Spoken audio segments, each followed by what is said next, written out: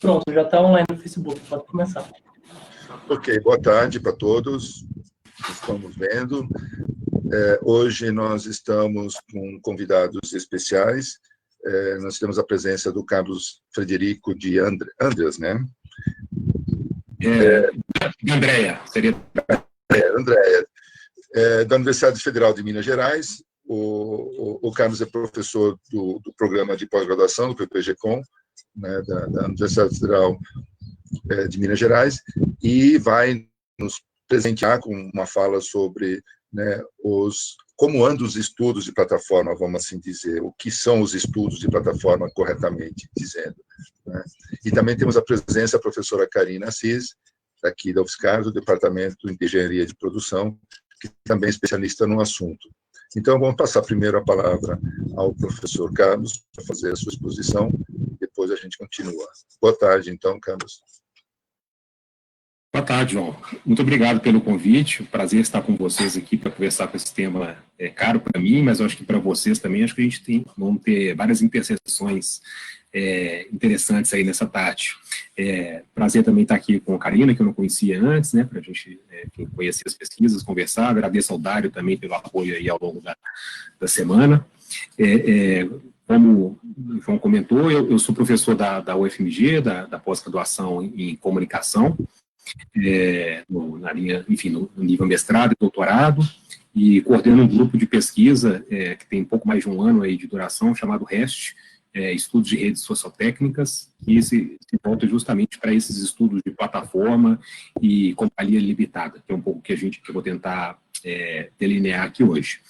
Eu fiquei bastante contemplado e pela pergunta que dá título à mesa, né, o que são os estudos de plataforma, porque é um tema que possivelmente o tema que eu mais me debrucei nos últimos anos, né, e recentemente, há pouco mais de um mês, eu lancei um livro introdutório ao tema pela editora da Federal da Bahia, né, da coleção Cibercultura, organizado pelo professor André Lemos, da UFPA, Pesquisando Plataformas Online, Conceitos e Métodos. Né? É um livro introdutório, como eu disse, um livro curto, né? Que procura sintetizar e apontar caminhos aí para as pessoas que estão interessadas nessa perspectiva. Então, discutir aí os estudos de plataforma é algo que me deixa à vontade, feliz, assim, que aponta para esse esforço que foi concretizado aí no lançamento desse livro recentemente. O livro, inclusive, está disponível para download lá no site da EDUFPA.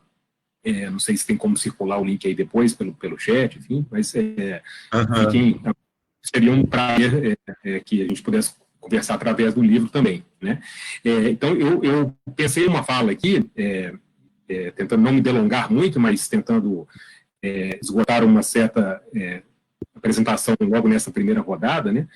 Primeiro, apresentando esses estudos de plataforma, evidentemente, a partir da pergunta, trazendo alguns exemplos, alguns parâmetros históricos, conceituais, assim, dando um panorama sobre isso, e depois um brevíssimo exercício analítico em torno do YouTube, né? Que é a plataforma audiovisual sobre a qual a gente vem se debruçando mais, né? Assim, tem alguns orientandos que já defenderam, outros que estão em curso de graduação, mestrado, doutorado, que trabalharam com o YouTube, né? Então, é uma plataforma que a gente, com várias temáticas e algumas facetas diferentes, vem se debruçando. Então, eu vou pensar um pouco as plataformas visuais a partir do YouTube, o que não significa que seja a única, evidentemente, né? Inclusive, de cara que aponto a importância de outras plataformas audiovisuais serem olhadas nessa chave, né? Aí nós temos desde aquelas como Netflix, né? Mas eu chamaria atenção para plataformas como o Twitch, por exemplo, né? Que é uma plataforma de streaming que eu diria que é pouco estudada perto da importância que ela tem. Então, assim, temos aí uma diversidade de plataformas que têm coisas em comuns, mas também que, quando olhadas nas suas singularidades, tem muitas coisas que merecem ser olhadas, né, e também apropriadas no sentido de produções audiovisuais para esses ambientes.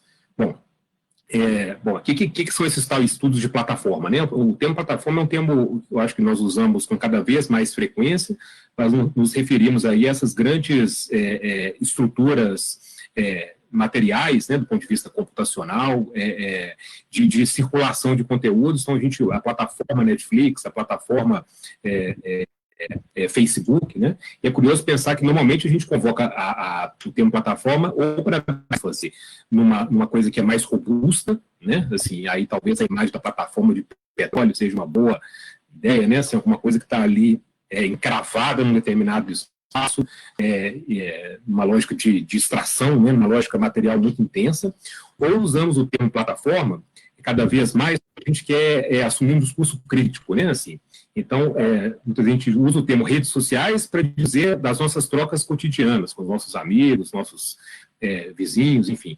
E quando a coisa fica complicada, né, quer dizer, quando tem escândalos, quando os algoritmos estão manipulando, entre aspas, aí o termo plataforma aparece com mais centralidade, né? Então, é uma retórica um pouco seletiva que já diz um pouco dessa relação meio agridoce, né, meio ambígua que a gente tem com as tecnologias, de ou estar muito seduzido por elas, ou de estar muito amedrontado, né?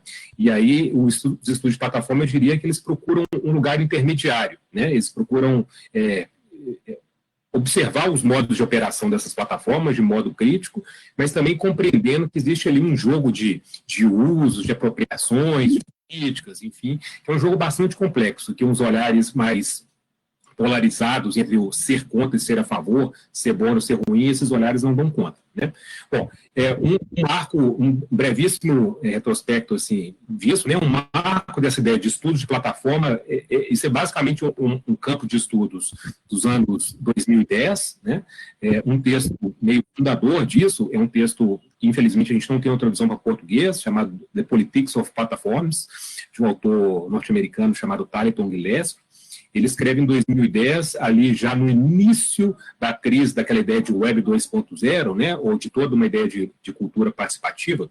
Ele escreve um texto chamando atenção para o quanto as grandes empresas de tecnologia, como os exemplos dele lá são Google e YouTube, já vinham usando esse termo plataforma como um argumento retórico de neutralidade, né, de imparcialidade. Então, nós somos apenas uma plataforma que permite que todo mundo se comunique. Nós somos apenas um canal que transporta e permite que as pessoas...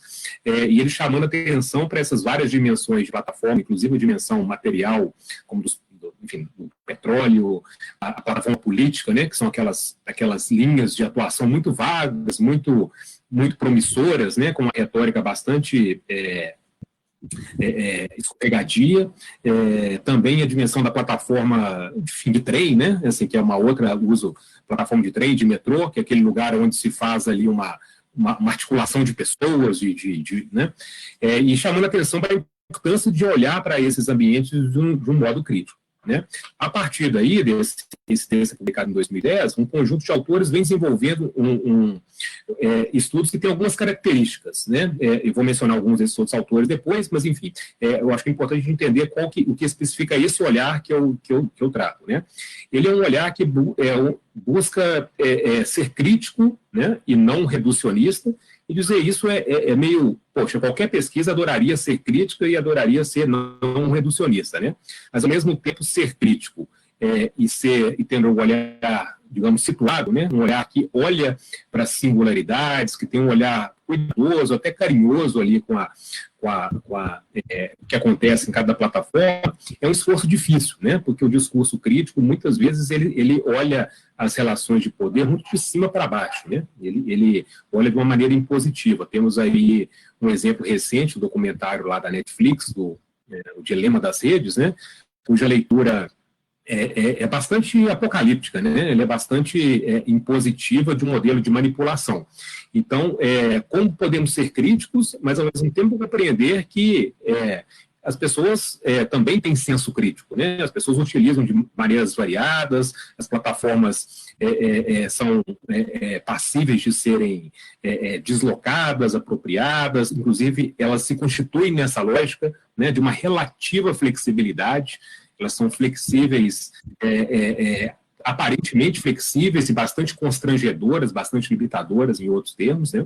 Então, essa é uma característica dos estudos de plataforma, procurar esse olhar multidimensional crítico, mas, ao mesmo tempo, uma crítica que se ajusta ali nas especificidades, né? muitos estudos de caso, muitas metodologias, isso é uma outra característica também, né?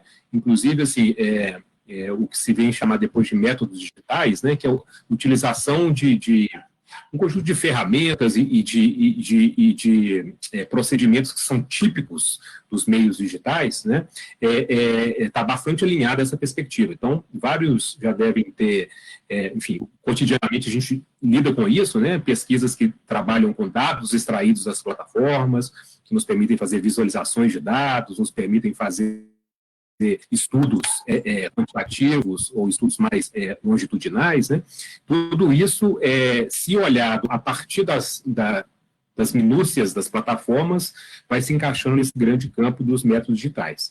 E, por fim, nesse panorama ainda amplo que eu estou dando, é uma área aberta a muitos diálogos, né? Assim, ela tem diálogos com a economia política, na medida em que ela está olhando as relações de poder e de propriedade, também com a área de design, quando você está falando ali de que as ferramentas as plataformas são projetadas a partir de parâmetros de funcionamento e são usadas a partir desses parâmetros. Também os estudos de software, né, que olham para as questões, os estudos de software, eu estou falando aqui menos numa visada computacional, mais nas visadas mais próximas até das ciências sociais, né, mas, acima de tudo, de um grande campo que se chama de estudos de ciência e tecnologia, né, em inglês a sigla STS, que é um campo transdisciplinar por fundação e que procura ver essas relações de poder entre, né, enfim, os artefatos tecnológicos, as produções científicas e entendendo as plataformas como os lugares de experimentações, né, como grandes laboratórios. Um outro conceito importante, acho que aí chegamos muito próximo do que vocês vêm trabalhando aí, que é a ideia de plataformização, né? Então, o que é uma plataformização? Assim, é quando diferentes setores da vida social ou diferentes esferas passam a operar a partir da lógica das plataformas, né? Então, assim, plataformizar algo significa que um determinado setor se ajustou, ou se adequou, ou negociou parâmetros de funcionamento a lógica das plataformas que são pertinentes, né? Então, fala-se, né, em plataformização da saúde, plataformização da educação, né? Plataforma da educação, nós estamos, em alguma medida, vivenciando isso aqui agora, né? Assim, é um curso de especialização, um grupo de pesquisa ligado a uma universidade, recorrendo a algumas plataformas para poder fazer valer os nossos diálogos, né? Plataformização do trabalho, acho que vocês tiveram uma conversa sobre isso aí, né? Uma edição anterior, né? O Rafael Roman, que esteve lá, é uma das pessoas que vem pesquisando isso sistematicamente aqui no Brasil, e aproximando mais aí a ideia de uma plataformização da produção cultural, né? Que vai chegar, evidentemente, na plataformização do audiovisual, né? Mas eu disse da produção cultural para sugerir, assim, dois autores estrangeiros que vêm se debruçando sobre esse tema já há alguns anos, né? É o Thomas Poole, escreve P-O-E-L-L, né? E o David Nieborg. Eles organizaram recentemente um dossiê duplo, né? Assim, na revista Social Media e Society, Social Media mais, né? Plus Society, sobre plataformização da produção cultural. E, salvo engano, eles estão escrevendo um livro sobre esse tema para um futuro próximo, né? E lá eles têm uma discussão bastante, enfim, ele e vários outros autores, né, nesse dossiê duplo, sobre várias dimensões aí da plataformização da produção cultural. Eles falam coisas de jornalismo, enfim, de games, também dos diferentes setores do audiovisual, né? Então, esse material que chega, acho que próximo daquilo que vocês tem interesse de trabalhar, eu acho que é uma sugestão que eu faria, né, para aqueles que querem ir mais a fundo nesse ponto.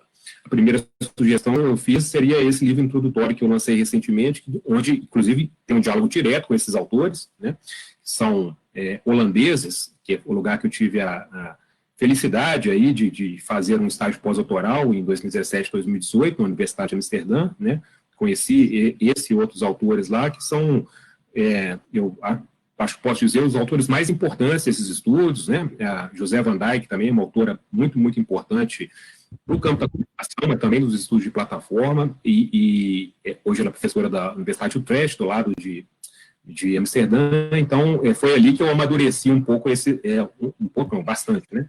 Esses diálogos aí que eu vinha fazendo mais através de leituras, desde o meu doutorado, quando eu trabalhei com a Wikipédia, né? Enfim, nada audiovisual, né? Bastante verbal, e depois fui expandindo isso para outras plataformas, e culminou esses diálogos lá e o livro, enfim, que eu escrevi a partir direto disso. Bom, eu gostaria de comentar, assim, uma segunda parte, e aí já trazendo um pouco para o YouTube. O livro ele tem 3 capítulos. O primeiro é introdutório, é uma versão mais bem acabada disso que eu improvisei aqui nessa primeira parte da fala.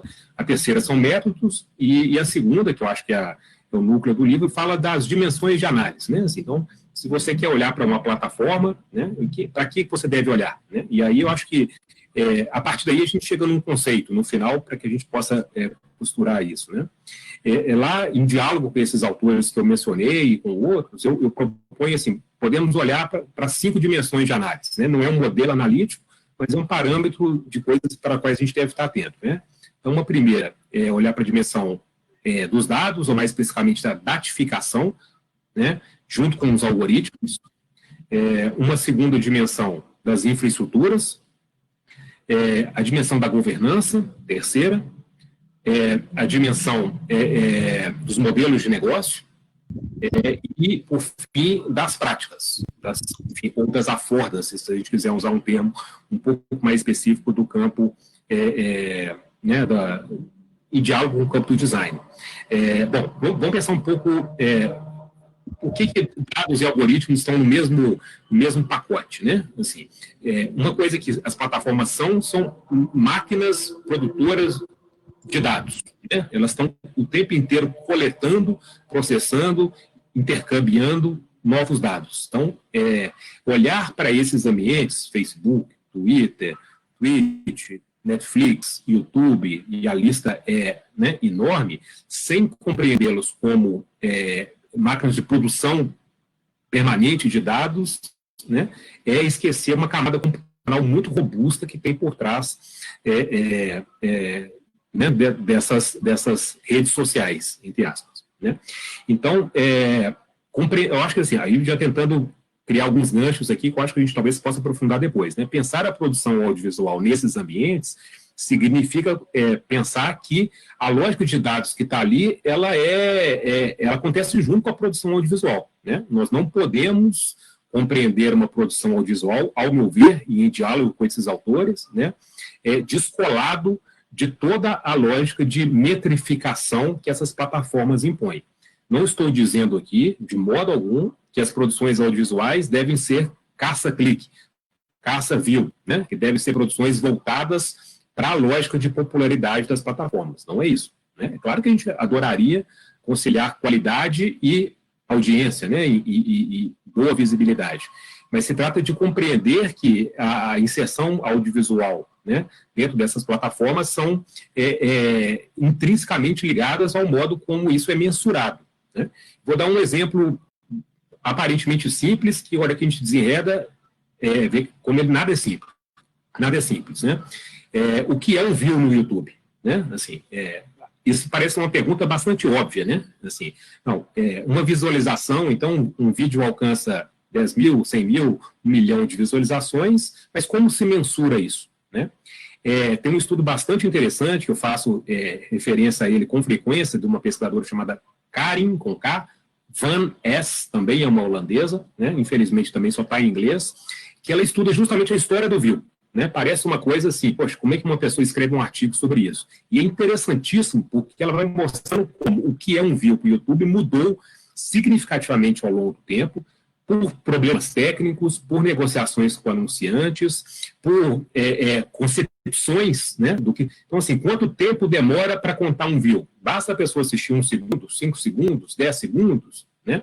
Então, assim, isso tem a ver com os modos de mensurar, com os modos de produzir, com os modos de negociar.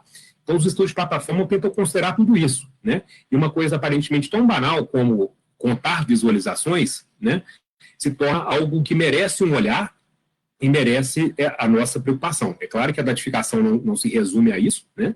é um processo mais amplo, mas eu gosto desse exemplo bastante pontual, porque é uma coisa que a gente olha com um olhar naturalizado, né? De repente a gente pode ir vendo como nada que funciona numa plataforma como o YouTube é natural. Tudo ali é pensado a partir de várias dimensões, né? E os algoritmos estão processando esses dados insanamente, né? Produzindo novos dados, produzindo regimes de visibilidade, né?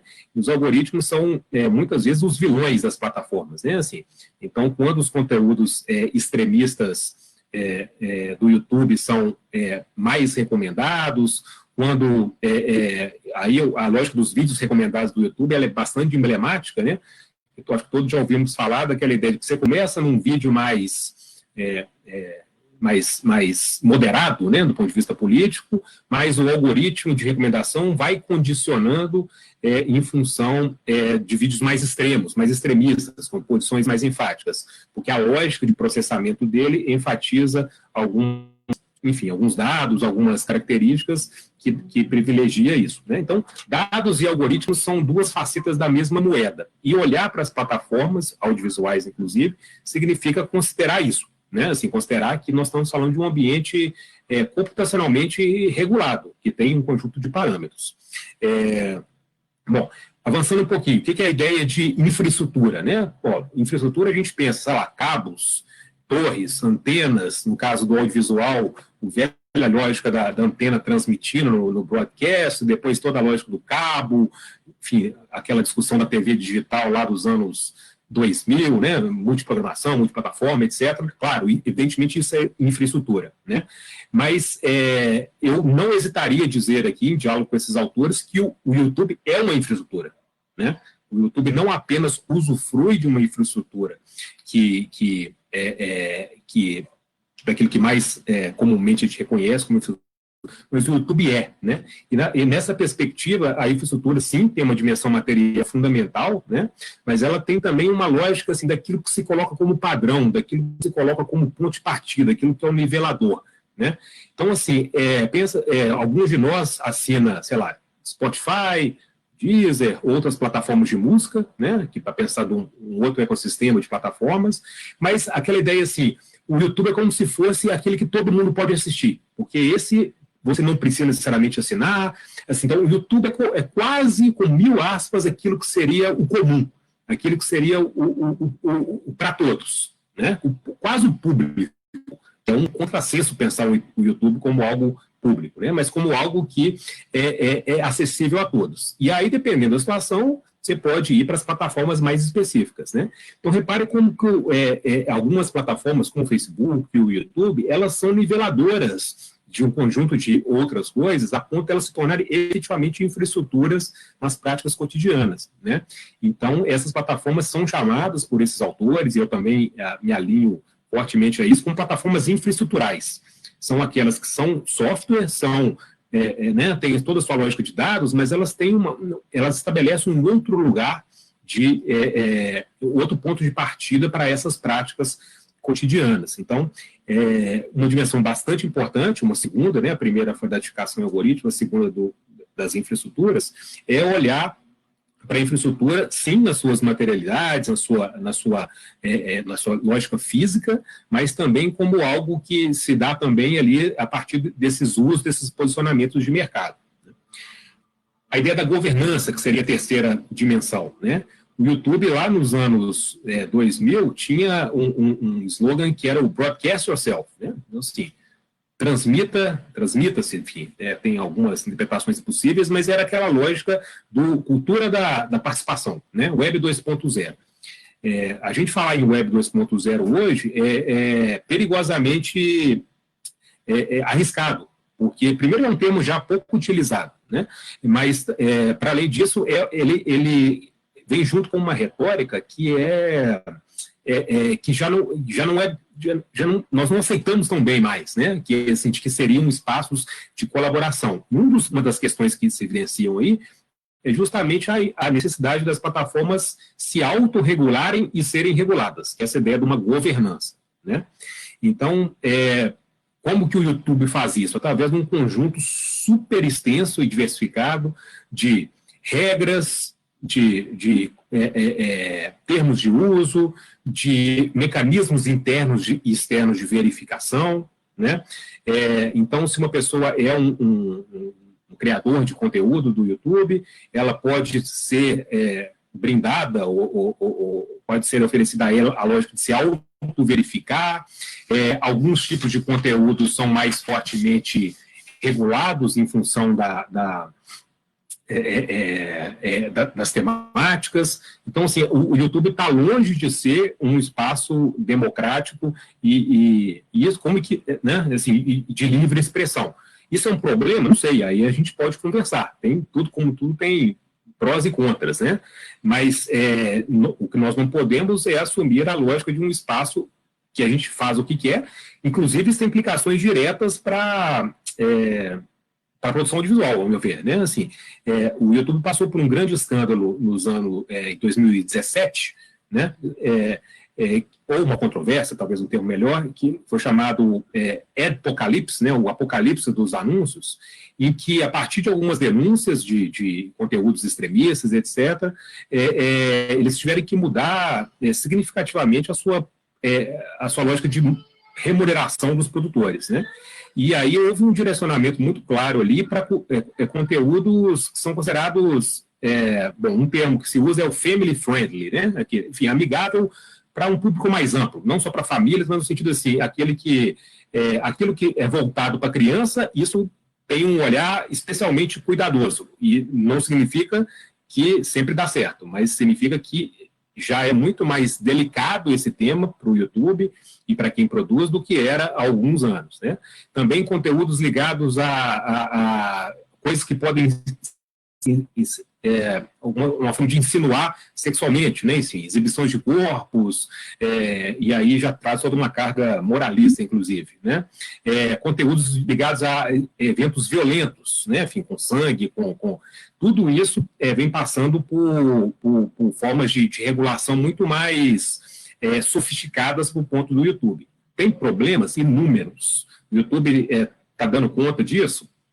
Bom, se você olhar no espectro como dava antes, já aperfeiçoou. Se você olhar o tamanho do problema, está longe de dar conta, né? Mas o que é interessante é que essas plataformas mudam muito radicalmente em pouco tempo e que elas são ambientes cada vez mais sofisticados, né, que vão propondo mecanismos cada vez mais complexos de regulação do que pode, do que não pode, o que é mais visível, o que é menos visível, né? Então isso tudo vai trazendo desafios adicionais, né, para uma lógica de produção e circulação audiovisual ali dentro. Então, eu disse aqui dessa terceira dimensão da governança, né, em alguma medida falei um pouco já também dessa dos modelos de negócio, né, e já estou caminhando para o final aqui, dos modelos de negócio, onde, o YouTube é responsável hoje por cerca de 10% da renda da Alphabet Google, né, que é enfim, uma empresa do porte que ela é, né? Então, você pensar que um dos serviços da Google né, concentra 10% da sua lucratividade, né? E que, mais do que isso, ele é uma plataforma que faz funcionar uma parte significativa de um capitalismo atual, né? Assim, de uma lógica de trocas, de trocas econômicas, enfim, então, o YouTube cria mecanismos, né? O mais famoso deles, e aí certamente alguns de vocês têm mais familiaridade que eu, que é a lógica dos parceiros, né? Assim, que vão ali permitindo uma monetização. Então, compreender isso é fundamental para sobreviver, mas compreender isso nesse olhar mais amplo, né? Assim, de como que é um grande jogo que inclui algoritmos, que inclui a produção de dados, que inclui essa dinâmica infraestrutural, que inclui formas de monetização que são variadas, né?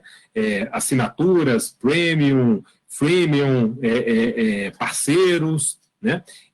E também não é um modelo isento de crise, como eu comentei há pouco, tanto nessa história do apocalipse, dos anúncios, que está em curso ainda, né? O Twitter, Facebook e YouTube acabaram de fechar um acordo para tentar trazer de volta um conjunto de anunciantes que enfim, se retirou das plataformas há alguns meses, não me lembro exatamente a data, em função de situações que estavam aparentemente fora de controle, né, de conteúdos extremistas, de conteúdo de ódio, como um recuo estratégico aí de imagem, né, desses anunciantes que estavam sendo associados a vídeos ou a conteúdos muito problemáticos.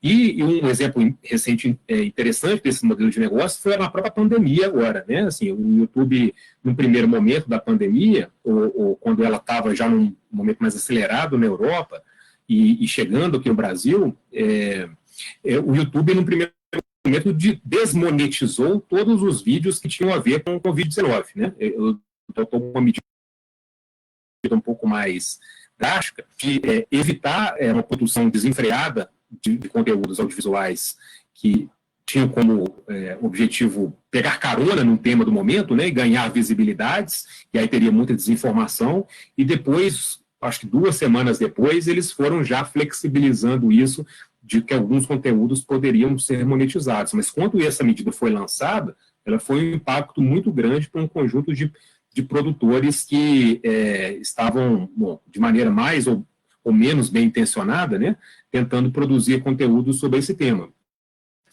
Compreender aí como que a regulação desse ambiente e os modelos de negócio se intercruzam, né, é uma questão importante. Mas, no fim, terminando de uma maneira assim mais leve, talvez, né, ou mais próxima daquilo que o YouTube também fomenta muitas práticas, né, ou as plataformas audiovisuais, as plataformas visuais fomentam muitas práticas. Só imaginar a própria noção de youtuber, né, bastante disseminada e em alguma medida até óbvia hoje, mas assim, pensar que é uma atividade profissional e uma forma de performar frente às câmeras que ganhou o nome da própria plataforma, né? Então, assim, ser um youtuber implica não apenas em conseguir fazer vídeos engraçados, vídeos curiosos, vídeos que chamam a atenção, mas também, em alguma medida, lidar com todas essas dimensões que eu vim mencionando, né? Um youtuber sozinho ou com uma equipe, enfim, tem que lidar com as questões de governança, enfim, da regulação, tem que lidar com as questões financeiras, evidentemente, tem que lidar com as formas de metrificação, de processamento algorítmico, né? Então, isso teve um impacto, por exemplo, muito grande nas crianças ou adolescentes que produzem conteúdo ou quem produz conteúdo voltado para esse público, né? O YouTube vem mudando as suas políticas de visibilidade para um público a partir de 18 anos, e isso a gente tem notado, né, com algumas pesquisas incipientes, algumas mudanças significativas de comportamento dos youtubers que tem esse público-alvo em função também das lógicas do YouTube, né? E aí, enfim, tem um conjunto de práticas, então, o YouTube é um lugar que concilia profissionais e amadores, ou mais que amadores, pessoas comuns, né, que produzem seus conteúdos, tutoriais, enfim, uma enormidade de gêneros, né, que não são nativos das plataformas audiovisuais, ganharam nela um espaço muito privilegiado e, a partir dali, se consolidaram, se tornaram nichos, né, e subnichos muito específicos. Então, assim, ainda que exista uma dimensão infraestrutural, econômica, política bastante robusta, né, é um lugar também que as pessoas estão vivendo, né, estão compartilhando as suas vidas, estão criando as suas vidas, estão repensando as suas atividades dentro desses espaços. Então, isso torna as plataformas ambiente de muita intensidade, né, e tanto do ponto de vista de uma pesquisa, quanto do ponto de vista da produção, acho que olhar ela dessa forma multidimensional é bastante importante, né? Então, nesse exercício muito errante aqui em torno do YouTube, eu tentei, então, trazer à tona essas 5 dimensões, né, das plataformas, que eu, em diálogo com esses autores, elenco lá no livro, uma maneira de não termos um olhar que se esgota numa dimensão, né? O importante é que a gente dê conta dessas plataformas em toda a sua complexidade e de acordo com os nossos interesses, é claro, e também nas suas várias minúcias. Bom, eu acho que é isso. Acho que a gente volta em algum tema de acordo com os interesses, né, das perguntas e da fala da Karina também, mas respondendo essa questão, pontapé inicial aí da nossa conversa, eu acho que é aí que eu situo os estudos de plataforma.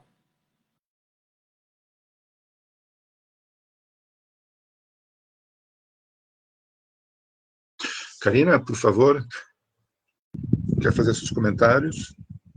Bom, foi muito bom ouvir o Carlos, eu fico muito feliz pelo convite, né, de participar de um debate como esse, principalmente porque a minha inserção nas plataformas vem por um caminho inverso. Então, eu venho de uma trajetória de estudos sobre mercados, né, então eu parti de uma lógica que estuda as transformações dos mercados e chegam até as plataformas, né? Então, o processo de financiarização que ocorre, né? Esse apelo às finanças que faz com que o processo produtivo perca valor é o que me move para chegar às plataformas. Então, eu acho que o percurso que eu vou fazer aqui um pouco na apresentação, ele vai partir dessa diferenciação e vai dar a dimensão do quão é importante discutir as plataformas, né? E que o estudo de plataformas envolve a formulação de visões de mundo e a construção da sociedade atual. Porque, bom, como eu já falei, eu venho de um debate, né? Eu sou pesquisadora do Núcleo de Sociologia Econômica e das Finanças, então é o olhar da transformação da economia e o impacto disso na sociedade ao longo do tempo, e a gente entende a plataforma o momento último, né, dessa transformação. Então, a gente tem, num primeiro momento, essa mudança na percepção do que é valor dentro das empresas, principalmente, que faz com que um acionista ganhe um papel fundamental no processo, né, do que a decisão sobre o que é produzido ou não. Então, a decisão de se ganhar dinheiro não passa mais pelo viés do que é produzido, e sim do quão rentável aquilo que está sendo produzido pode ser. E isso faz com que haja uma movimentação muito grande no âmbito da sociedade, em termos de não só da economia, mas essa questão econômica, né, transforma as relações de trabalho, transforma as relações sociais, na medida em que a valoração vigente se torna outra, e aí dá condicionante para outras questões que vão aparecendo ao longo dessas transformações. Então, a desregulamentação da economia permite com que grandes grupos comecem a atuar, né, de forma pontual e desenfreada, de certo modo, né, consegue uma atuação em mercados em países desenvolvidos com um grande potencial, né, levando grandes tecnologias que não são desenvolvidas em âmbito regional. A gente tem um controle das grandes empresas pelos acionistas, num primeiro momento, por essa lógica, né, do mercado de capital. Isso transforma o modelo de empresa dominante, que faz com que as grandes empresas comecem a ser questionadas. E aí as plataformas, elas vêm justamente nesse questionamento do quão rentável as organizações começam a ser na sociedade. As empresas, elas, com a globalização, enfim, o processo de mundialização do capital, né? As empresas começam a se conectar em rede, e essa conectividade faz com que essa reestruturação pense muito mais em dar respostas rápidas a esse fluxo de informação que transborda com a ascensão da internet. Então, ampliar o valor dos acionistas significa, de certo modo, trazer respostas rápidas e ágeis. Isso reveste para um modelo de empresa, né, num primeiro momento, reduzido. E aí a gente tem todo o processo de terceirização, etc. Mas eu queria chamar a atenção para o quão relevantes começaram a se tornar os modelos, por exemplo, de startup, de plataformas. Então, o poder econômico, ele sai da indústria e vai para o financeiro. E quando a gente tem essa lógica, né, de que os negócios industriais são menos, têm menor liquidez do que essa lógica regida pelas finanças, a gente tem uma ascensão dessa lógica que passa desapercebida e que ganha, né, sentido no setor de serviços. E aí a gente tem o boom das plataformas aparecendo nesse contexto, né, pensando nesse outro viés, num viés mais econômico, né, a estruturação de um raciocínio que vem do quão rentável aquilo é para grandes grupos. E aí, o que é interessante, né, perceber é o quanto esse conhecimento, né, o setor de serviços está baseado no conhecimento, na fácil resposta, né, na rápida resposta. Então, o conhecimento virou a base de toda a solução da área de serviços, que ganhou, né, a ascensão dentro dessa nova lógica. E aí, o mundo dos dados, né, aparece, a plataformização se torna, né, o viés pelo qual eu consigo, né, alavancar o capital de uma forma mais ideal. Óbvio que não se deixou de existir indústria, os modelos organizacionais tradicionais, mas a gente tem uma ascensão de empresas, de modelos de empresas que começam a reestruturar toda a sociedade. E aí, na medida em que as plataformas ganham acesso, né, ganham repercussão, a gente tem uma alteração significativa do que é a relação de trabalho, né, quais são as identidades relacionadas ao trabalho. Isso vai voltar diretamente para as universidades, né, eu estou falando estou dentro, né, da área de engenharia, a gente sente isso muito forte, né, engenharia de produção, né? Os alunos que são formados para trabalhar na produção estão indo para trabalhar em startups, na área de serviços. Então, há uma mudança nessa lógica que é importante a gente entender e transforma a maneira como a gente enxerga também o mundo, né? Então, eu tenho uma mudança que parte do interesse financeiro, econômico, e vai estruturando a forma como a gente interpreta as relações sociais. E quando isso chega na sociedade, isso se espraia de uma forma absurda, né, gigantesca, a ponto de modificar as relações que existiam até então, a partir daquele modelo anterior. E aí, tanto as relações trabalhistas, a gente teve, né, a live, eu mediei a live sobre a plataformização do trabalho, a gente tem uma criação de novas identidades, novas problemáticas relacionadas a essas identidades, essas novas condições, baseada numa estrutura que é o modelo mais rentável para o capital atualmente. E aí, o que é mais interessante a gente pensar é como essa mudança traz uma outra perspectiva, né, para o que é modelo de serviço, para o que é modelo de cultura, né? Quando a gente está falando da plataformização do audiovisual, a gente está mudando não só a forma de se produzir o audiovisual, mas também o que significa o cinema, o que significa a televisão, estruturas já dadas de caráter da nossa sociedade que estão passando por uma revolução muito de interpretação. E é importante o estudo de plataforma nesse sentido, e isso é o meu ponto de chegada e não de partida, é justamente por isso. Ela explica a forma como as coisas começam a funcionar a partir de então. Se eu crio identidades, né, que saem do mercado de trabalho, vão para as universidades, elas se espalham por todos os processos, né? A gente tem os novos modelos de interação e sociabilidade nas redes sociais que ganham padrões infinitos. A gente tem novas visões de mundo, novas possibilidades. E aí o que era básico, né? O que era dado, o que era já uma estrutura tida como fundamental para aquele processo, não é mais necessariamente, né? Então, como que fica, né, essas mudanças contínuas, porque aí esse fluxo de informação que a plataforma prevê é justamente para responder muito rápido para se transformar continuamente. E entender essa lógica de plataforma é importante, porque a gente entende também as mudanças nos processos sociais, né? De que forma que isso vai me afetar enquanto profissional? Está afetando todo mundo, né? Mesmo tendo concursados, pensando na universidade pública, estamos nós, né, rendidos na mão de grandes grupos que oferecem plataformas para a nossa comunicação, né? Há uma discussão muito grande de que plataforma a gente usa, Moodle, Classroom, etc.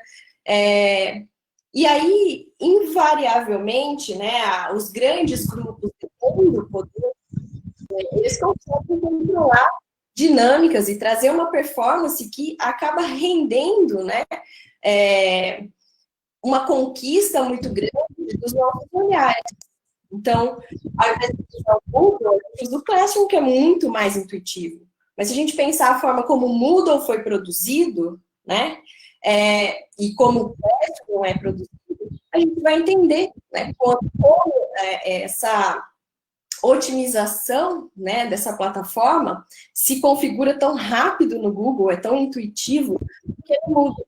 Esse é um exemplo nosso do dia a dia, mas que afeta todo mundo, né? Afeta quem está produzindo conteúdo. Eu não posso mais trazer uma aula extremamente conteudista, né, que seja pesada, tem uma configuração, né? Os alunos da graduação começam a ter um olhar configurado para pequenas informações baseadas na estrutura de rede que as plataformas trouxeram, né? Pequenas informações. O Twitter traz, né, como resumir muito bem as coisas. Então, a todo momento são pequenas informações, são pequenos insights. Isso muda questões que a gente que passam desapercebido e que reconfiguram o nosso dia a dia. Então, é importante, né? Eu acho que, principalmente pensando na questão do audiovisual, fazendo essa trajetória, e aí eu não vou me alongar muito, porque eu queria mais era chamar a atenção, né, desse ponto de vista para a gente fomentar o debate, mas é interessante para o audiovisual pensar em termos de produção cultural, né? O que significa agora produção cultural? A gente está com outra concepção de mundo. O viés analítico passa por outros aspectos, né? Não só disso, mas de toda a sociedade. Ninguém quer ir na loja e comprar só na loja física, né? Como assim a loja de 2020 não tem vendas online? A gente se faz essa pergunta, mas a gente só se faz essa pergunta porque a gente tem a banalização da plataforma a partir de um viés que passou desapercebido, né? Condicionou o nosso modus operandi diário.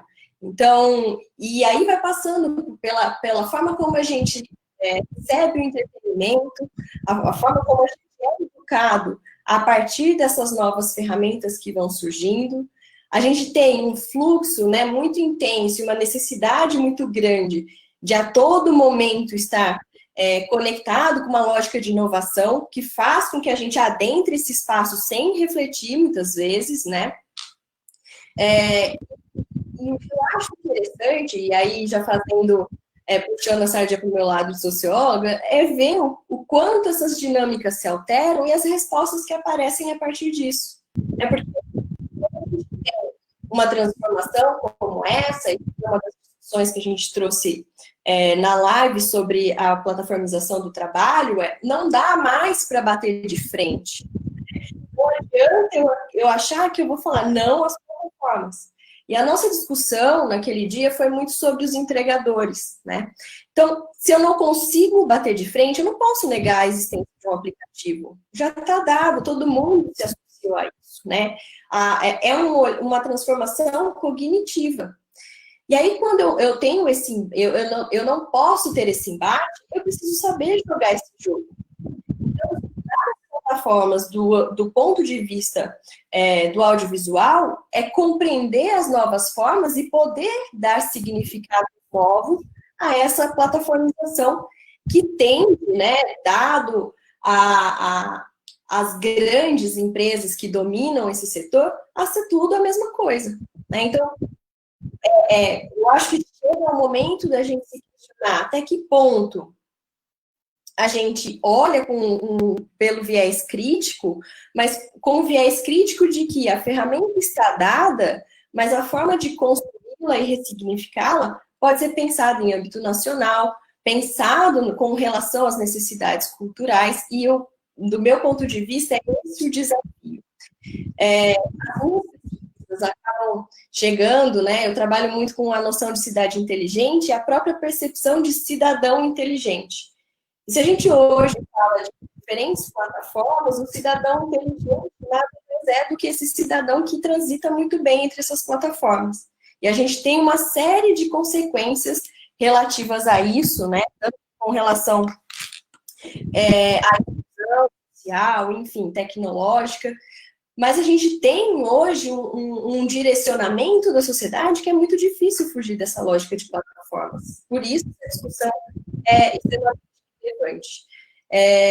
Eu não vou me estender, eu paro por aqui, né? Eu só queria dar esse ponto, acho que é interessante para o nosso debate. São estudos como o do Carlos que olham, né, como as plataformas agem, como elas pensam meticulosamente, que vão nos dar condições de entender quais são os outros parâmetros possíveis, né? Uma plataforma, mas, para o meu lado, produzindo uma cultura que eu acho adequada, eu acho que seja relevante. Então, eu acho que é interessante para os alunos que estão assistindo pensarem a partir desse aspecto, né? A gente tem muita negação com relação à plataforma, mas ela é um instrumento fundamental. É como se a gente tivesse, né, pensando uma operacionalização da sociedade atual via plataformas. Paro por aqui. Então,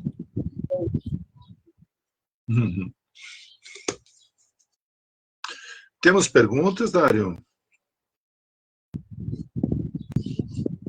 Não, o pessoal no chat não manifestou perguntas. Vou aqui. Então, vamos esperar o pessoal levantar algumas questões. Eu ontem estive, enquanto isso, vamos continuar, então, a conversa. Ontem eu estive num evento de escolas de cinema, onde que um representante da Suécia, dos países nórdicos, de modo geral, apresentou dados do principal festival da região, né, dos países nórdicos, que é o Festival de Cinema da Suécia, de Gothenburg. E ele falou assim que houve um crescimento espantoso de público do Festival Online de Cinema com a pandemia, né? Mudou toda a configuração do que eles achavam até então, né? E, de um certo modo, isso eu acho que está acontecendo para o mundo todo, né? Não só no norte da Europa, também aqui. E são dados que a gente precisa começar a pensar, porque havia um modo de pensar o Festival de Cinema que mudou, né? E parece que não mudou para ruim, parece que tem tido resultados bons, né? Será audiência de 200%, 300% a mais do que era antes, porque realmente os festivais eram restritos ao público local, quase os cinéfilos daquela cidade, né? E quando você faz um festival online, né, até perguntei se era aberto aos outros países, no caso nós, não. Ele falou, não, a gente não tem ferramenta para isso, continua restritos aos países nórdicos, tal. E, por outro lado, várias empresas aqui no Brasil começaram a se especializar também na divulgação dos festivais. Então, você tem um aumento de público e, ao mesmo tempo, você tem aumento de pessoas, né? Tem isso que vocês falaram, né? Um mercado que começa a se modificar, né? As empresas começam a se especializar nesse tipo de trabalho, né? E se formos levar em consideração que o festival, que o Brasil tinha um número espantoso, quase, de festivais de cinema e audiovisual, praticamente em toda cidade de médio porte sempre teve um festival, com a possibilidade da plataformização dessa atividade, quantas empresas vão começar a ter, além de outras atividades, essa oportunidade, né? Então, meio que pegando um pouco no que vocês falaram, há sim uma mudança, né? E eu acho que ela não veio assim para para desestruturar o que existia antes, mas complementa a sala de cinema, né? Complementa outras atividades que eram físicas, né? Isso que eu acho que é uma preocupação que é grande, né, no mercado. A ideia é que a participação desestrutura, né? E a todo momento a gente vê que tem uma outra configuração surgindo, assim, de empresas que montam suas plataformas para a divulgação do cinema, do audiovisual brasileiro, né, com recorte muito preciso da produção independente nacional, com recortes muito claros do que se pretende, com plano de negócio também muito claro, assim. Mas, na maioria, falta aquilo que o streaming internacional tem, né, que é um conhecimento da tecnologia, né, que nós não temos. Então, tem várias plataformas que têm assim uma fragmentação do conteúdo, um catálogo extensivo, muito bem catalogado, assim, para professores do primeiro, segundo grau, ou professor universitário. Há conteúdo diversos para todas as atividades escolares, praticamente, nessas plataformas, né? Mas essa outra dimensão que lá fora funciona bem, né, que é o algoritmo, vamos assim dizer, a gente não vê funcionando aqui. Então, é um pouco estático todas essas plataformas, a maneira como elas se apresentam, né? Então, isso é uma dificuldade. A gente está entrando nesse mercado, está conhecendo, mas ainda tem muita coisa para andar, né? Mas que chama a atenção que os festivais estão acontecendo online, né? E uma mudança começa a acontecer a partir disso, porque é bacana que a gente possa assistir, comprar um ingresso para assistir um filme inédito que está no festival, porque antigamente havia uma repetição, né? O filme que estreava em Gramado, depois estreava em Brasília, estreava em outro. Até tinha critérios, entre aspas, que proibiam um filme estrear num festival e para o outro. Mas então se criava ondas em torno de alguns festivais, né? Os mais importantes, todo mundo queria ir para lá. Então, há uma mudança agora também de modo de se ver o que é o festival, como se dizer. São outras plateias, outras curadorias que passam a estar em jogo, né? Acho que a curadoria é uma coisa importante. Várias perguntas aqui. A Jaqueline fez uma pergunta que não podemos analisar nem usar as plataformas de forma eficiente sem considerar os algoritmos, mas, ao mesmo tempo, percebo que condicionar o seu conteúdo a esses dados nem sempre funciona bem. O que vocês acham sobre isso? Existe uma limitação em relação aos algoritmos e à forma como as pessoas engajam ou utilizam essas plataformas? Oi, Jaqueline.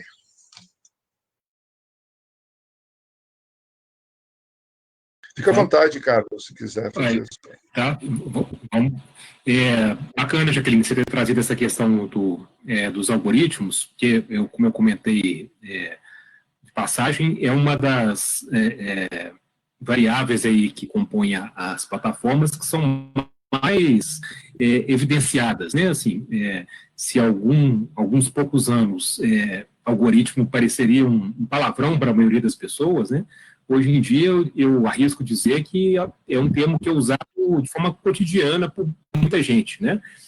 O que não significa que as pessoas vão compreender, do ponto de vista computacional, o que é um algoritmo, mas sim que os algoritmos estão aí, há um reconhecimento de que há uma lógica de processamento de informações nesses ambientes que nos afeta, né? E a gente atribui a eles agências, enfim, ações que podem ser, do ponto de vista computacional, adequadas ou podem ser mais imaginativas, né? Podem ser mais especulativas, o que, enfim, não me parece também um problema, né? Assim, nem todas as formas de explicar as coisas são computacionais.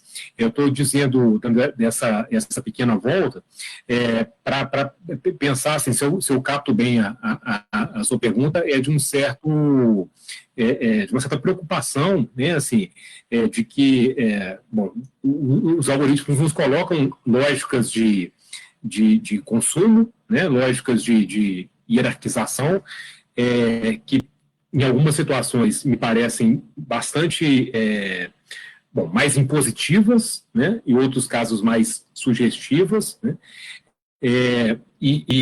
mas certamente bastante influentes, assim, né, e aí, de novo, assim, primeiro, pesquisar algoritmos é um belo desafio, né, assim, e eu estou falando aqui sempre nesse lugar de quem, enfim, quem tem um olhar sempre voltado para uma pesquisa que procura compreender como as coisas funcionam e os limites do conhecimento, né? O algoritmo, como ele é uma coisa que acontece sempre para frente, né? Ele sempre é performativo. Você pode até dizer, o algoritmo fez isso, mas não significa que ele vai fazer isso de novo igual depois. Né? É provável que ele não faça, porque pelas lógicas de aprendizagem de máquina, quanto mais um algoritmo performa, mais ele acumula dados que vão ser relidos e vão propor novos comportamentos, né? Então, é enxugar gelo, né? Assim, tentar compreender como os algoritmos funcionam nas suas minúcias é enxugar gelo. E se angustiar com isso, no sentido assim, os algoritmos estão me manipulando, os algoritmos são totalizantes, são totalitários, né? Também acho uma preocupação assim, que é um beco sem saída, né? Não significa que o nosso lado tem que ser acrítico, mas que a gente tem que compreender que os modos como esses algoritmos aparecem são bastante diversificados, né? Vamos voltar para o YouTube de novo, né? Assim, você tem lá dois algoritmos de hierarquização bastante evidentes no YouTube. Enfim, vamos lá, eu quero falar de dois, mas na verdade são mais. Se eu pensar que a própria entrada do YouTube já tem toda uma lógica ali de um cardápio de vídeos que é uma mistura de personalização com destaques do momento, as coisas que são quentes, enfim. Mas vamos pensar na lógica da busca, né, que hierarquiza para nós por relevância, entre aspas, que é o termo que eles usam, e na lógica dos vídeos recomendados, né? Isso é uma forma de experienciar o YouTube, sem dúvida. Eu sempre posso citar o exemplo dos meus filhos, que hoje já não são tão pequenos, mas quando eles não sabiam operar, enfim, interfaces, né, seja de um controle remoto, eles assistiam o YouTube, uma galinha pitadinha, enfim, um programinha infantil, e a coisa rodava nos vídeos recomendados automaticamente, porque eles não sabiam que era possível escolher, né? Então, a lógica dos vídeos recomendados para eles, naqueles momentos, era crucial, e a gente tinha que ter uma atenção especial para isso, né? Hoje em dia, o mais velho, principalmente, já consegue, enfim, usar o controle remoto e tal, então, ele já navega tomando decisões a partir dos thumbs, e ele já começa a ler, então, das inscrições, e é claro, enfim, sempre com um processo de supervisão, mas assim, ele já exerce uma autonomia de lidar com a lógica de recomendação do YouTube, né? Então, o que eu quero dizer com esse exemplo, e teria inúmeros outros, que assim, o modo como os algoritmos agem sobre os nossos comportamentos de consumo audiovisual são muito diversificados, né? São muito complexos. Pensa nas pessoas que consomem o YouTube através de links que circulam no WhatsApp. Então, tem toda uma lógica de circular links, e aí chega naquele vídeo e sai. Ou não, pessoas que ficam dentro do YouTube consumindo vídeos na sequência, ou consumindo músicas no autoplay, né? O que aí tem uma lógica que dá mais margem para o algoritmo. Quer dizer, os algoritmos são essenciais para compreender, o algoritmo de recomendação, de indexação, etc., mas qualquer lógica que ponha para eles uma lógica impositiva, ela já é restritiva, o que não significa que não haja problemas. Né? Há um debate público bastante intenso, recomendações de conteúdos extremistas, privilegiam aqueles canais que são radicais, né, do ponto de vista político. Isso está em discussão, isso é importante, mas isso não significa que há um poder aí que se impõe de cima para baixo e igual em todos os lugares, para todas as pessoas, em todos os temas e por aí vai, né? Não sei se eu me faço... não sei se eu respondo a sua questão, Jaqueline, mas, enfim, eu noto aí uma pontinha de angústia, talvez, né? Ou de preocupação, pelo menos. Não sei o que a Karina acha disso aí, se ela vai comentar também. Quando a gente fala dos algoritmos, dá aquela ideia de Black Mirror, né? Então, estou sendo espionado, etc. Então, e é engraçado como o imaginário social também é criado com relação a isso. Né?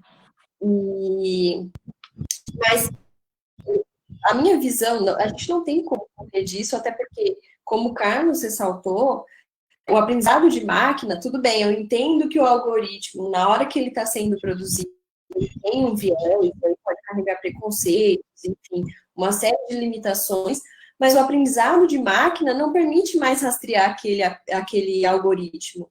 E é essa grande discussão sobre esse viés algorítmico que a gente tem nas plataformas.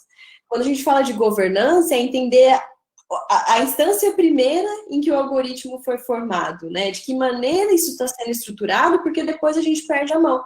Não adianta querer ir lá fuçar para saber o que aconteceu, como está sendo, porque são as interações, né, e os cruzamentos de dados que a máquina aprende a fazer que começam a trazer novos conteúdos, trazer novas lógicas, e é como o Carlos disse, né, a gente não tem mais a percepção de onde vai chegar e o que pode ser recomendado daqui a um tempo, né, se a gente extrapolar ao absurdo esse aprendizado de máquina. O algoritmo, ele é capaz, né?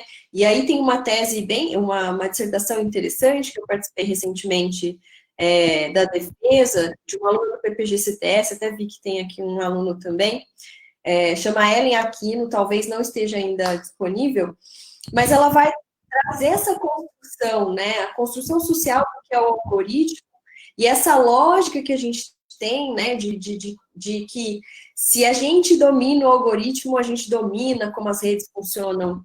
E é bem pelo contrário, né? A gente entregou para a inteligência artificial, de certa forma, como essas indicações vão ser feitas, né? A gente é o primeiro start, né? É como se a gente tivesse apertado a tecla Enter e o resto se fez.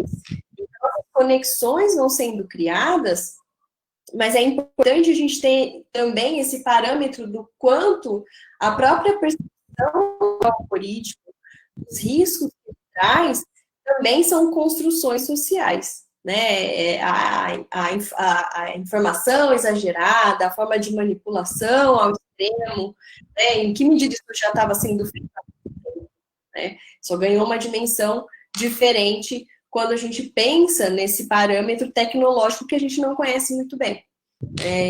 Eu concordo com o Carlos nesse sentido. É como se o imaginário humano tivesse sido tomado pelo algoritmo e a gente não consegue mais ver o seu funcionamento, né? Então fica aquela coisa meio oculta, aquela coisa distante. Mas, na verdade, o algoritmo é isso que permite a gente estar aqui conversando. Ele não existe em outra dimensão, mas foi levado para lá. É bom recuperar essa discussão. Acho que essa tese, a gente depois, Karina, se puder, a gente socializar, conhecer, porque é preciso trazer, assim, o algoritmo não é um ET.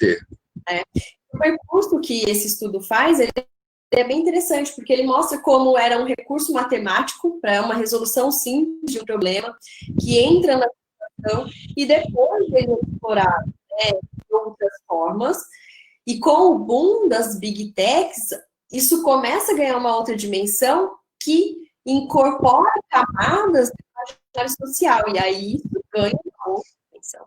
Né? Mas o algoritmo, ele existe desde que a matemática existe, né? Então, é interessante pensar nessa lógica. Exato. Eu acho que agora, há pouco tempo, teve um estudo de um orientando lá da pós-graduação da Bahia, não sei de quem foi, que fez um estudo, não sei se você viu, Carlos, acho que era do grupo que você até trabalha, que ele vai fazer uma análise da fotografia, né, da imagem no Instagram, e ele vai dizer que o algoritmo, na verdade, fornece uma experiência, né? A imagem que a gente vê é tanto o que a gente quer ver, quanto o algoritmo capaz de reproduzir isso que a gente quer ver. Né?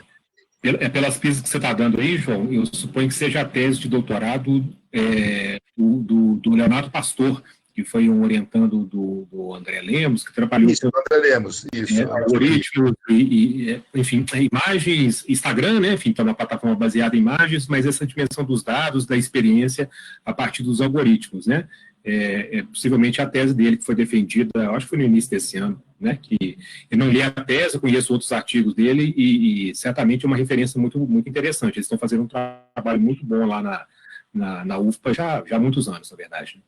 Uhum.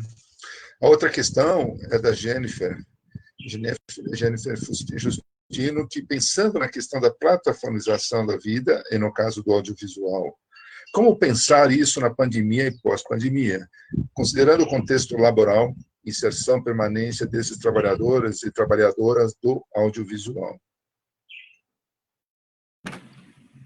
Quer começar, Karina?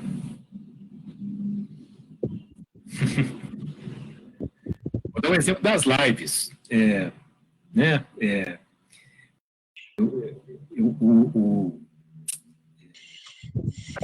Para quem é da área do visual, do audiovisual, é uma das grandes questões, eu imagino, nesse durante e nesse outra fase de pandemia que a gente vive agora, esse fenômeno das lives, né, assim, das transmissões, dos mais diferentes tipos de...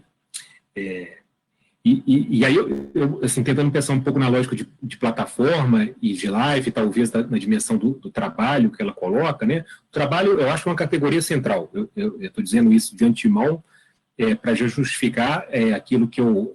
bom, eu vou tentar trazer isso também, mas acho que é uma categoria que merece um olhar cuidadoso. Vocês tiveram já em uma outra live, né? E não sendo a minha especialidade, às vezes eu arrisco um pouco a falar de trabalho, porque eu entendo que é um tema muito complexo. Mas pensando na questão das lives, né, na situação da pandemia, a mesma autora que eu citei antes, naquele estudo do VIL, né, ela tem um livro chamado O Futuro do Life, né, The Future of Life. Ela foi a tese de doutorado dela, onde ela estudou, que esse livro deve ter uns 3 anos de publicação, as diferentes formas de experiencial ao vivo, né, na vida contemporânea. Me lembro lá de que um capítulo é sobre aquela ideia de ir para um cinema e assistir uma ópera transmitida ao vivo, né? Então, assim, a ideia dela, a grande tese dela é de que o ao vivo é uma construção sociotécnica. Né, assim, por mais que o ao vivo queira ele nos vende uma ideia de tempo real, né, de simultaneidade, né, e tecnicamente falando, né, estamos ao vivo, quer dizer, estamos tecnicamente sincronizados, mas no fundo o ao vivo é uma experiência mediada por tecnologias e por pessoas, né, sociotécnica. E aí, eu adoro um exemplo, eu vou chegar nas lives da pandemia em 2 minutos, de uma conversa que eu tive com uma aluna há alguns anos, né, que para mim foi assim, ela contava informalmente, ela era muito fã muito fã de desenhos japoneses, enfim, e aí elas baixavam séries na época por torrent, e tinha um grupinho bastante restrito no Twitter que combinava um horário, cada um na sua casa, ok? Então, assim, não tem nada ali fisicamente colocado, cada um na sua casa, combinavam de assistir o torrent no mesmo horário e tuitar sobre como simulando uma experiência ao vivo. Eu tive essa conversa com ela há uns 5 anos, né? Certamente não era uma prática nova, né? Mas aquilo me surpreendeu, porque era alguma coisa que estava fora do meu radar, né? E falei assim, opa, quer dizer, vocês estão tendo uma experiência ao vivo de nicho, né? Poucas pessoas vendo um desenho animado japonês de nicho, baixado, nem sei se era legendado, enfim, né? Então, quer dizer, com um grupo... mas era uma experiência ao vivo, né? Então, isso ajuda a entender que essa ideia do ao vivo é algo não é algo abstrato, não é isso que eu estou dizendo, né? Mas é algo que, em função das condições materiais que são dadas, diz respeito muito fortemente a uma experiência, né? E aí o fenômeno das lives, das pandemias, nos coloca nessa possibilidade de estarmos ao vivo, né? Ou nessa paranoia, talvez, de estarmos ao vivo o tempo inteiro, assistindo tudo que está ao vivo, estarmos ao vivo, né? E enquanto o João comentava aqui informalmente antes da nossa conversa, que uma boa parte da audiência das lives transmitidas aqui por vocês tem uma audiência depois, né? Quer dizer, é aquilo que fica armazenado no Facebook, enfim, que vai sendo consumido em outras circunstâncias, né? Então, assim, a pandemia nos coloca nesse cenário super esquizofrênico, né? De tudo poder ser um ao vivo muito específico, que traz 1000 problemas à produção audiovisual, 1000 desafios, né? Mas hoje é sábado, hoje é dia de lives, né? Assim, ligarmos aí o YouTube, a televisão, etc., e vemos os shows, né? Ao mesmo tempo, um repositório enorme de conteúdo audiovisual que foi armazenado e que vai sendo soltado aos poucos, né? Então, agora eu acho que isso até caiu um pouquinho em desuso, mas no início da pandemia, ou em outro momento, né, muitos e muitos artistas consagrados iam lançando shows antigos uma vez por semana, simulando a lógica do ao vivo, né? Me lembro aqui de uma banda, enfim, que eu gosto, não sou fanático, mas gosto, que é o Radiohead. Durante um tempo, eles foram lançando ali, acho que às quintas-feiras, shows em horário predeterminado, e eles têm uma comunidade de fãs enorme, da qual, assim, nem faço parte, não sou desse nível, né? Mas que estavam ali ao vivo assistindo aqueles série de shows gravados há 5, 10, 15 anos, né? Então, assim, como é que uma lógica do ao vivo, então, vai sendo reconfigurada nesse tempo bastante peculiar da pandemia, né? Agora, do ponto de vista do trabalho, para voltar para aquela toca que eu, enfim, me esquivei, né, estrategicamente, super delicado, né? Porque, assim, cadê os profissionais técnicos que faziam todos né, a sofisticação dos shows, das transmissões ao vivo, etc. E esse pessoal, de repente, perdeu o trabalho, perdeu a possibilidade de estar, ou teve que ser reinserido. Quer dizer, tem uma reorganização da produção audiovisual aí que é super delicada, da qual eu não teria capacidade, não tenho conhecimento para dissertar sobre. Gostaria de ouvi-lo, se for possível, né? Mas, assim, sem dúvida, bom, cria-se outras possibilidades, né? A pessoa que tem a habilidade de transmitir também, hoje tem uma possibilidade de ser aí um diretor de imagens, uma diretora de imagens de lives, que é algo que há uma demanda para isso, né? Então, assim, eu acho que há uma reorganização bastante intensa. Espero que ela abra mais oportunidades, né, no médio prazo do que feches, né? Embora é difícil a gente ser otimista nesses tempos tão incertos que a gente vive, né?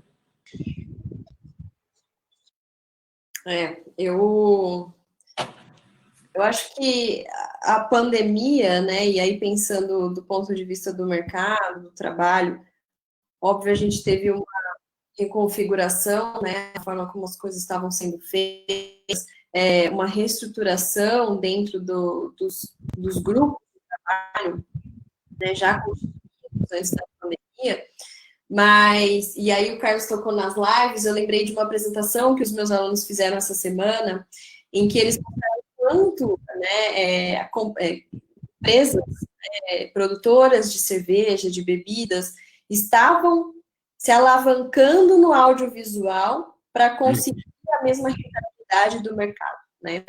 A pandemia trouxe essa centralidade, né, num contexto em que a gente está tornando a cultura, né, a cultura precisando se provar, precisando mostrar por que ela existe, por que ela é importante, etc.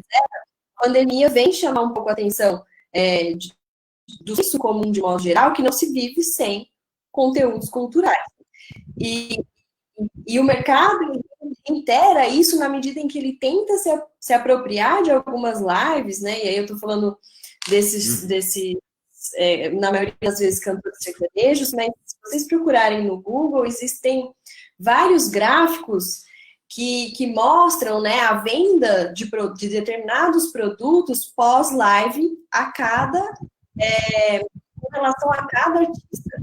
Então, é interessante parar para a gente analisar, porque se o mercado, né, de cerveja brasileiro olha para o audiovisual como um potencial alavancador de um mercado que está morrendo durante a pandemia, né, está reduzido mais do que a metade, é porque existem processos significativos e relevantes, né, do audiovisual que podem ser usados posteriormente, né, numa alavancagem ou numa reconfiguração de como o audiovisual se coloca também no cenário brasileiro, cenário cultural brasileiro.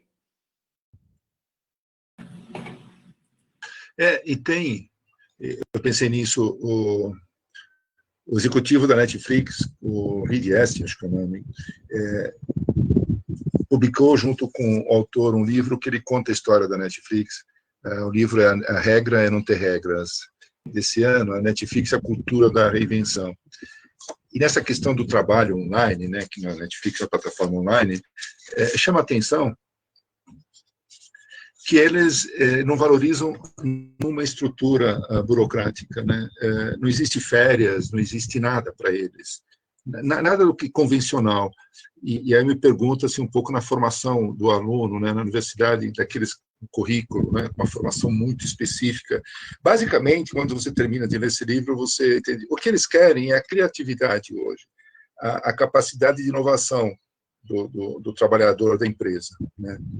Me parece que esse binômio, né, criatividade e inovação, é a condição do trabalhador do audiovisual contemporâneo, porque é o que eles colocam. Do resto do que se entende da profissão, eles não têm uma preocupação, inclusive salarial, cada um faz o seu salário, cada um faz a sua férias, não há nenhum controle sobre o trabalhador dentro da empresa, pelo que eles falam.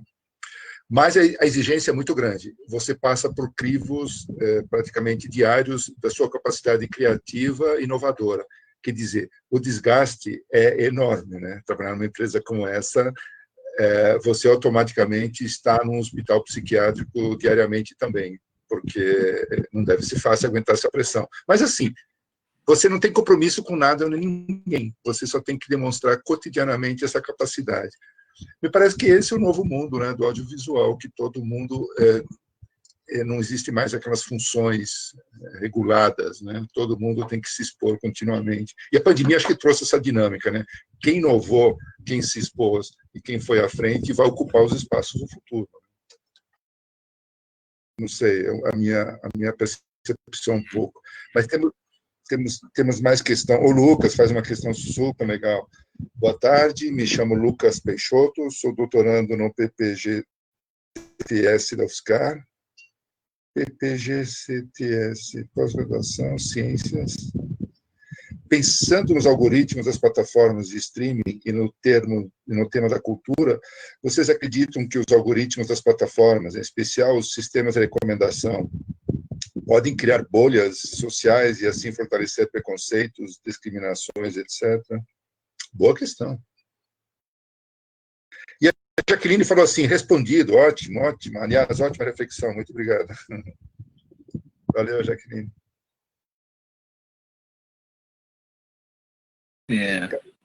Carlos quer responder. Lucas, bacana a sua pergunta. Assim, vou tentar pegar uma carona a partir da conversa com a Jaqueline, né? E só um apontamento, eu não... Até joguei o seu programa aqui no Google para olhar, assim, você falou ciência, tecnologia e sociedade, eu acho que nós já estamos falando de coisas próximas, né? Assim, o repertório que está por trás de tudo isso que eu disse são os estudos de ciência e tecnologia, né? Assim, que é um grande campo, onde certamente vocês têm diálogos aí, então é um pouco nessa chave bastante extensa que esse olhar que eu estou trazendo se situa, né? Então, essa questão dos preconceitos, das bolhas, né? Bom, o fenômeno da fragmentação e da polarização, mais do que da fragmentação, da polarização é evidente, né? Assim, e os algoritmos são parte fundamental disso, né? A grande encrenca dessa conversa, assim, é se é causa ou consequência, né? Se o que tem primeiro, é o ovo ou a galinha? Quer dizer, já existia a discriminação antes e os algoritmos só reforçam ou são os algoritmos que criam? E, na verdade, o problema aí está na questão, né? Assim, pensar no que veio antes já nos traz um dilema insolúvel, né? Então, o que a perspectiva que eu trabalho diz é que, na verdade, as coisas se dão... se co-constitui, né? Então, pensar em causas e consequências já significa pegar um caminho que não tem resposta. Bom, agora, como os algoritmos podem, digamos, como, não só podem, mas como fazem, né? Acirrar a questão dos algoritmos, aí uma das discussões mais importantes hoje é em torno dessas culturas enraizadas racistas, das culturas enraizadas patriarcais, absolutamente eurocêntricas, né, que são materializadas ali naqueles códigos e naquelas arquiteturas computacionais. né? Quer dizer, quando você tem algoritmos que, vamos dar um exemplo bastante, acho que comum, né? Assim, algoritmos de busca da Google, que ao digitar um termo no feminino ou no masculino, trazem resultados absolutamente diferentes entre os mais relevantes, isso significa que não é que o engenheiro-chefe da Google é misógino ou é sexista, né? Pode até ser que seja, mas não é só isso, né? É que os usuários indexam os seus conteúdos com um conjunto de vieses que reproduzem preconceitos e desigualdades, que os algoritmos leem isso numa lógica de estabelecer pesos que privilegiam uma meritocracia ao invés de tentar reduzir desigualdades, que as bases de dados foram treinadas a partir de lógicas, no mínimo, simplistas, né, para não dizer enviesadas ou claramente sectárias, né? Então, assim, há um conjunto de problemas que se sobrepõem, que culminam em problemas que são, enfim, diários, né? Na semana passada, a grande questão, em termos de preconceitos, discriminações, etc., era como o Twitter, ao reduzir imagens, fazia, não sei se todos viram, enfim, isso para mim se colou muito, uma imagem que tem várias fotos, ao ser miniaturizada, né, como um thumbzinho, assim como o YouTube também tem um thumb, ela fazia escolhas muito seletivas de pessoas brancas, né, porque o algoritmo estava treinado para reconhecer rostos brancos prioritariamente em relações a rostos de pessoas negras. Quer dizer, isso é um problema que tem várias facetas, o que, de modo algum, quer desresponsabilizar o Twitter ou quem quer que seja, mas está compreendendo que a agência é muito distribuída, né? Então, os algoritmos são parte fundamental, mas os algoritmos nunca estão desatrelados aos dados que dão origem a ele, nunca estão desatrelados aos modelos de negócio, às formas de regular o funcionamento daquela plataforma, às práticas que jogam com aquilo, né? Então, mas esse é um dos debates mais quentes e importantes, em especial naquilo que diz respeito às questões raciais, né?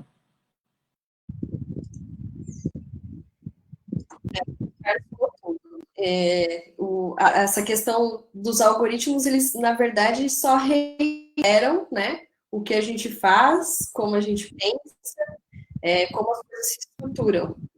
E aí, inevitavelmente, a gente vai cair em bolhas, né, e isso não é diferente da nossa vida cotidiana, né, no pessoal. A gente procura quem é semelhante. A gente tem esse viés racista, a gente tem esse viés preconceituoso em alguma medida, que condiciona, e isso aparece de forma mais exacerbada nas redes sociais, porque tem uma dimensão muito maior da análise de dados. Mas é só um reflexo do que já existe na sociedade. E quando a gente culpa o algoritmo, né, e o Carlos lembrou bem, não é a culpa do engenheiro, por mais que ele possa ser preconceituoso, carregar vários vieses, é que a questão do algoritmo é que não passa pela sua construção uma ideia de reparação de algum preconceito ou de algum limitante. Então, o que se tem, né, chamado atenção nos estudos relacionados aos algoritmos pare e preste atenção. Se a forma que eu estou condicionando o código, as análises de dados, elas estão refletindo ou elas estão dando de barato tudo que está sendo jogado, ou eu estou criando formas de se reparar isso? Uhum. E aí é interessante, né, esse caso do Twitter, como eu trabalho muito, né, na engenharia, com processo seletivo, etc., uma grande empresa acabou criando, né, um recrutamento via algoritmo, enfim, criou uma base de dados gigantescas com relação a diretores de empresas multinacionais, entrevistou todos eles e criou parâmetros a partir daí de postura corporal, né, a própria, o tom de voz, e aí, quando os candidatos mandavam, né, os seus vídeos para serem analisados, mulheres não eram aceitas, né, porque se você for olhar na Constituição do corpo diretivo das grandes corporações, os diretores são homens, né? Em nenhum momento o algoritmo vai colocar o meu perfil como sendo um perfil viável para aquele cenário, né? Então, quando alguém desenhou aquele algoritmo, não pensou nesse viés. A própria questão do sotaque, né? E aí era em inglês, trazia muito essa questão, né? Porque eles começaram a analisar o tom de voz, né? Em problemáticas constrangedoras, se a pessoa saía muito bem, né? Em situações de pressão.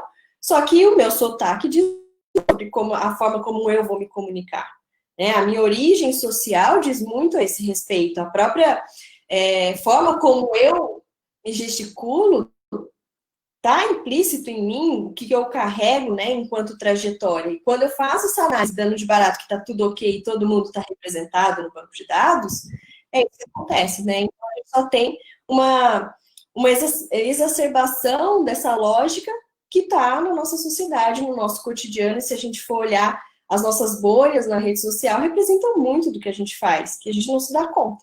Né?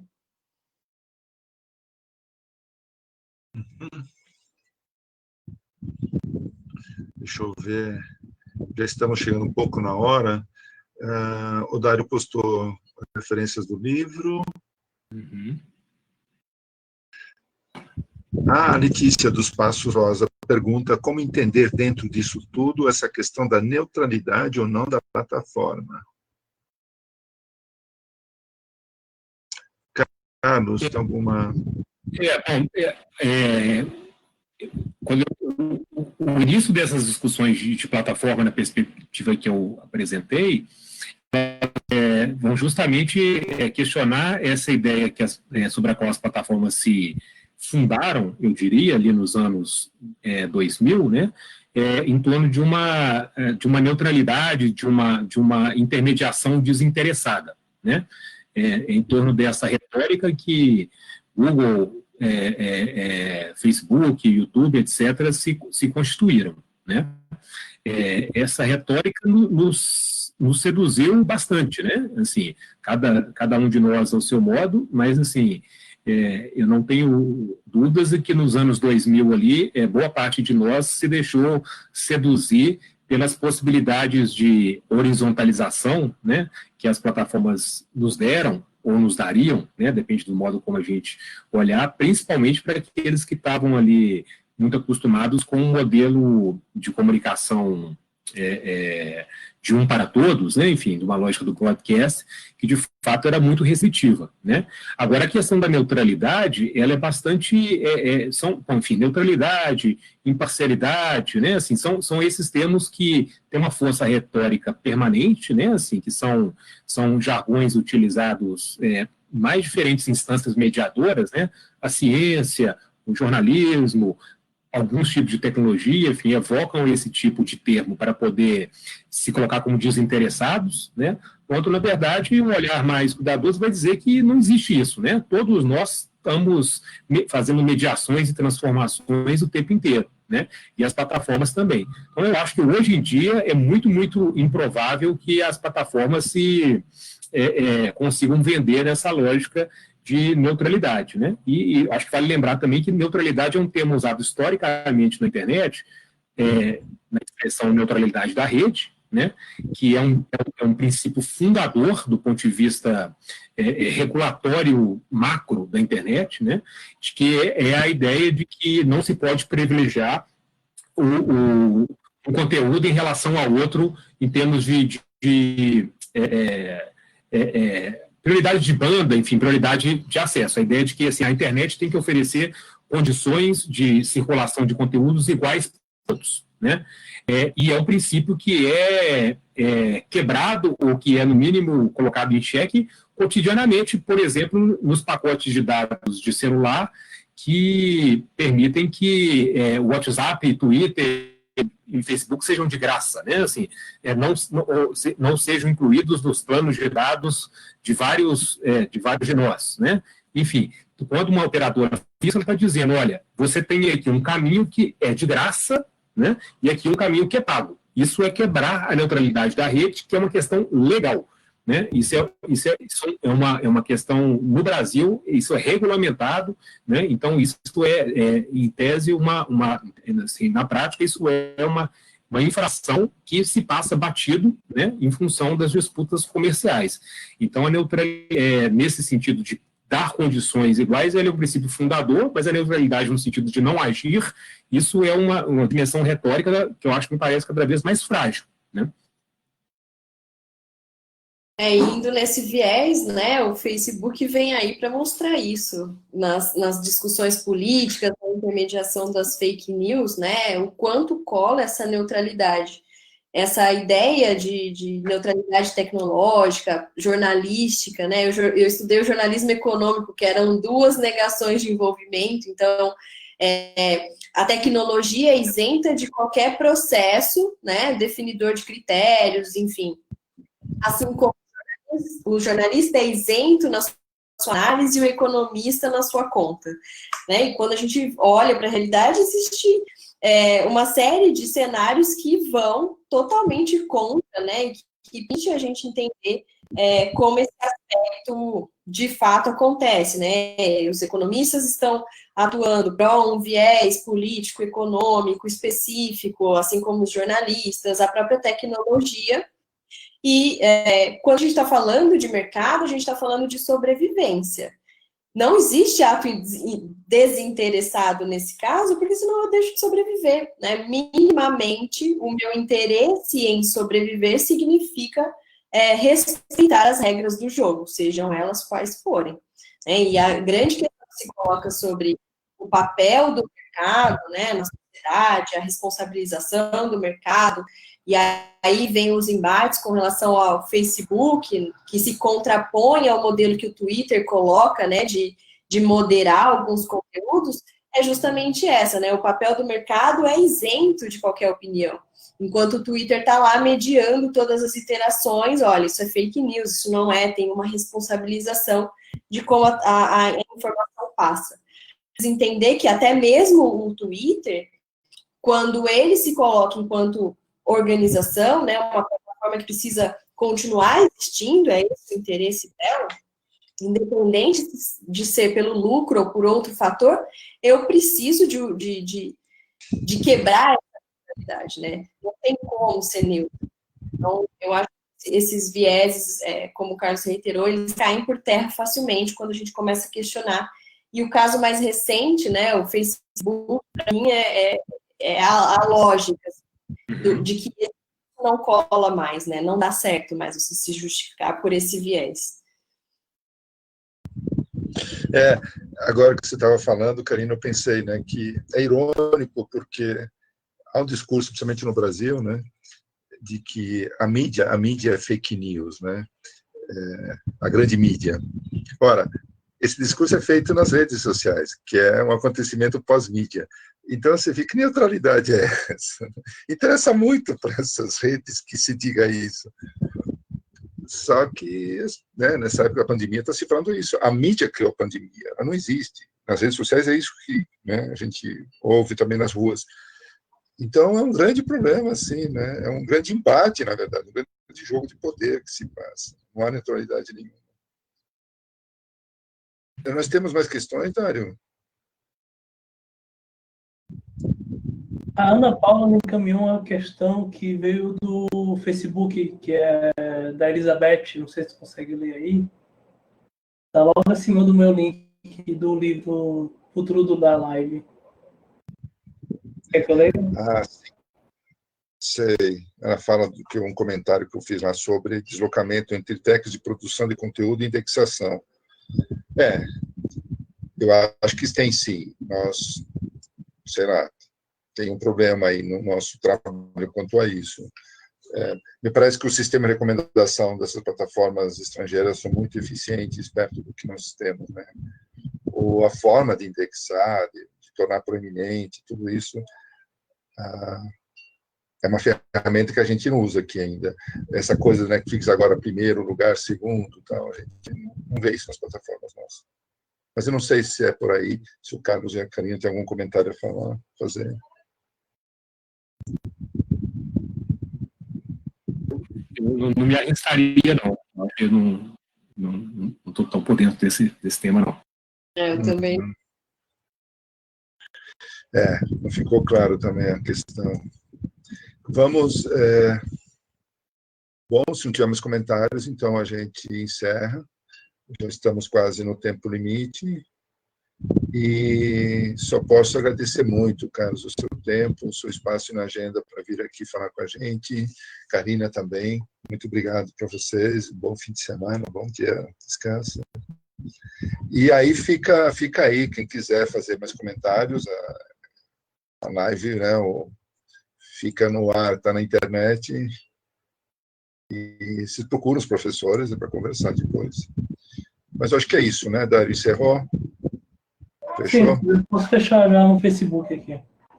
Pessoal, dando parabéns, foi excelente, a Belisa, excelente, parabéns. Referência dos livros, obrigados.